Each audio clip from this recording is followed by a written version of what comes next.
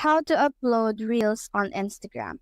Now, the very first thing we're going to do is to tap on this plus button right here, and it will automatically lead us to Reels. Now, you can upload something that is on your camera roll, or you can also video or capture a reel for yourself. Let's say right here.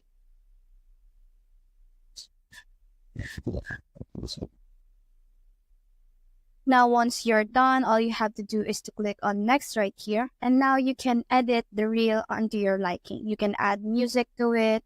Let's say right here. You can also add text to it. Let's say hi.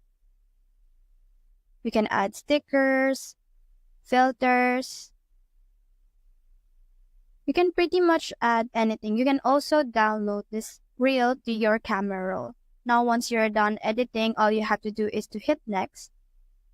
And now you can just share your reel right here. And this will automatically upload the reel that you have. So that's how to upload reels on Instagram.